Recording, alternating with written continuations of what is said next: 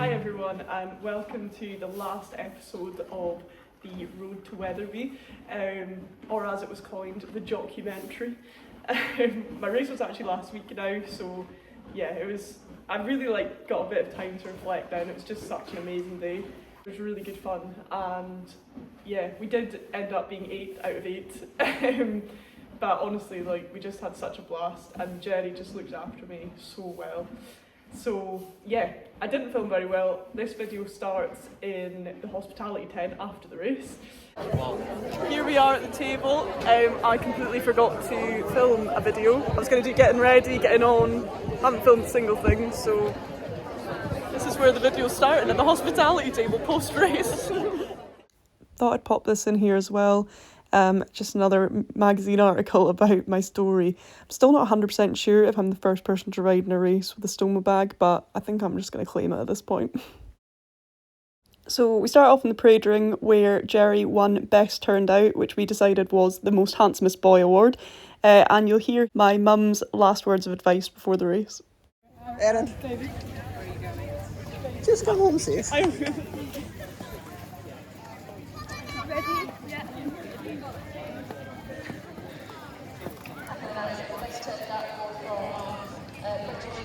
For a local walk trainer growing up, David jumped at the chance, as you could imagine, to take part in the race. He's also a huge advocate for the BHS. The training qualifications that the BHS have given him have really set him up with a profession that allows him to earn a living from doing something he loves. He is a mechanical project engineer based in Perthshire, Scotland.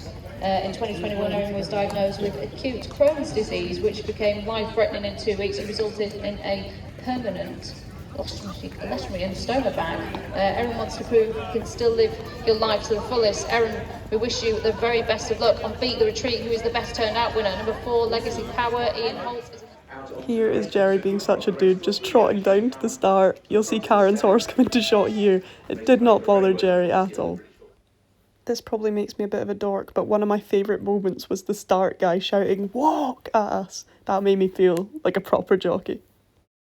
Forward for this British Horse Society charity race, and they're often racing to a really good level start. At this point I'm thinking, oh my gosh, I've actually got the exact start I wanted. I couldn't believe it. But unfortunately the ones with a bit quicker pace just came past us quite quickly. And also racing handily Coconut Bay under Eleanor Fairley. Just behind the leaders in blue and yellow, Fuel the Fire for Karen Barlow, red and white for Aaron Moore and Charlotte Mellin, sitting alongside the blue and orange colours of Stenity. A couple of lengths then back to, in 6th place, Beat the Retreat and Erin Donnelly. At this point, I'm sat in 6th place, going a nice rhythm, and I'm thinking if a couple of these get tired at the end, we could be up in the placings. But unfortunately, as we come round the bend, they get a little bit closer to me. Ali Starbert for Stephen Coyle is towards the back early on with Legacy Power and Ian Holt. But Spirit Genie and Paula Dewsbury setting a decent gallop here by a length from Eleanor Fairley and Coconut Bay as the field begin to string out. 6 lengths back to Fuel the Fire and Karen Barlow. Then Stenity and David Llewellyn, who race on the outside of Aaron Moore and Charlotte Mellin. And they've gone a fair way clear at the moment from Legacy Power, who's in 6th place for Ian Holt, Ali Starbert for Stephen Coyle, and also Beat the Retreat for Erin Donnelly. So Spirit Genie it is who's led them through the first half of this race and has a healthy advantage here under Paula Dewsbury, leading by 5 lengths or so. So primary school teacher Paula leads on Spirit Genie. From in second, Coconut Bay for trainee solicitor Eleanor Fairley. Making ground is Aaron Moore under Charlotte Mellin. Then in 4th place is Fuel the Fire for Karen Barlow. Then Stenity in 5th place for David Llewellyn. And looking back still, trying to make some progress is Legacy Power. Spirit Genie leads as they approach the final quarter of a mile. Spirit Genie out in front for Paula Dewsbury. I'm just going to come out of shot here. I kind of wish I'd given him a bit of a shake up here, but honestly, we're not coming anywhere close to winning from that position, unfortunately. But a furlong to go, and it's Spirit Genie for Paula Dewsbury, who has the lead by 5 lengths. From in second place, Coconut Bay. A little bit of a gap to Fuel the Fire, but inside the final 150 yards, Spirit Genie went into a career teaching instead of taking a Northern Racing College slot. Always wonder what it'd be like to ride in a race, and Paula Dewsbury's won one.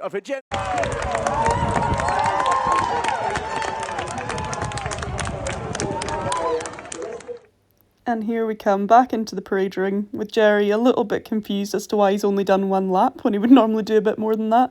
But I think everybody just happy to have us both home safe and sound.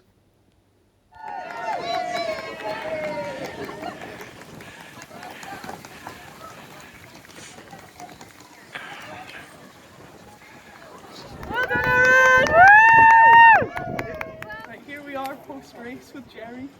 He's looking very relaxed. He's not worked very hard for Jerry today because he usually does 2 or 2.5 miles. Anyway, he's very much enjoying his hay and his polos, and he was a very good boy. Yes, sorry. Give poor boy a polo. There we go. I'm fully bribing the horses to be in this video at this point. Lynn, I will sweep this up after, I promise. I now don't know if you can actually hear me over the horses eating the hay. Oh dear. Anyways, I did want to do a little bit of thank yous at the end. There's so many people to thank and I'm not going to be able to thank them all here, but first has to be John. How he PT'd me to get through that fitness test, I have absolutely no idea. It literally was for months me coming here after work, riding the horses, getting home about 8 o'clock, doing about an hour of my training, then starting making dinner at 9 and like in bed by 10:30. It was absolutely nuts, but he managed to support me and encourage me through that, and everyone who knows me will have no idea how he's done that, including me. Next one to thank is my mum. She just has made so much of this happen, from like sponsorship, sorting all that side of things out for me, and you know, being able to make it happen that I could ride Jerry in our own colours, which were Marky P's colours. It was just so special, yeah, really special. And then I also want to give a bit of a shout out to Amy and Alice. I mean, Amy did this race last year and pretty much made me believe that I could do it, made it feel kind of possible. So yeah, Amy for inspiration, and both of them just for advice, and even giving me their race saddle as well.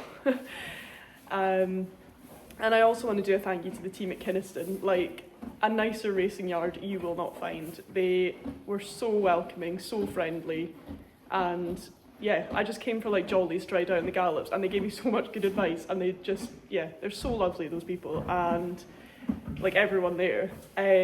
Special shout out has to go to Jess, who led up Jerry on the day and also gave me her boots and her body protector. And I should give Katie a shout out as well. She looks after Jerry all the time and absolutely adores him. And yeah, I guess like everyone who donated, everyone who watched the videos and sent nice messages and stuff, it was so appreciated, and I think like everyone contributed to making it such a great journey. Thanks for watching, and I guess I don't think I can call myself a jockey now, but I might anyway. Go on, and just like that, you're giving me a good feeling. Something about you pulls me in. I get a good feeling. You're getting underneath my skin. You're giving me a good feeling.